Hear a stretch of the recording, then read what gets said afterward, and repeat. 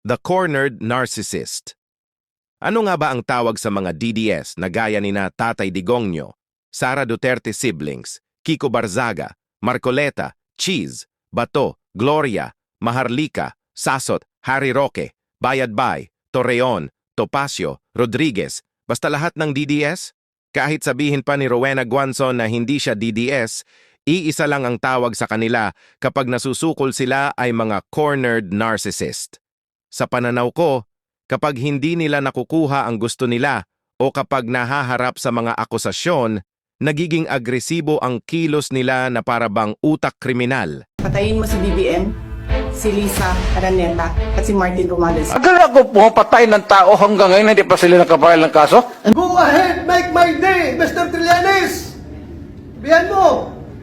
Sige ka lang ngak dyan ng ICC. Sige! Go ahead!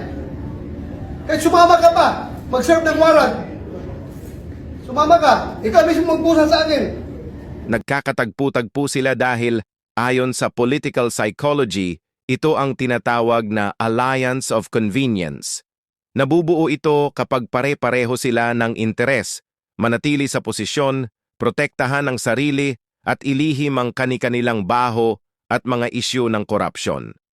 Sa madaling sabi, iisa ang prinsipyo, lokohin ang taumbayan para sa pansarili nilang kapakanan. Ito na lang ang hinihintay ko, ang pagharap nila sa kaso, ang pagbagsak nila, at ang posibilidad ng pag-aresto at pagkakakulong. Sa tingin ko, tanging tanga o kapwa cornered narcissist lang ang patuloy na boboto o susunod sa kanila. Kaya nananawagan ako sa mga Duterte, diehard survivor or DDS, mag-reflect kayo.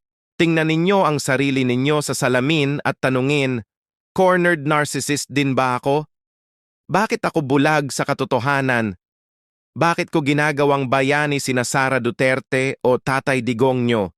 Gayong may mga issue sila ng korupsyon at kriminalidad sa mga balita.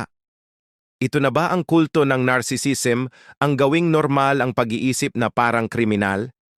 Mag-isip-isip kayo. Kung ipinagpapatuloy ninyo ang pag-iidolo sa kanila nang walang pagdududa, baka kayo mismo ay mahulog sa parehong siklo ng pagiging narcissistic o pagbaluktot ng moralidad. Dito lang ako. Tahimik pero nakatingin. Matatag at naghihintay. Justice has a new name.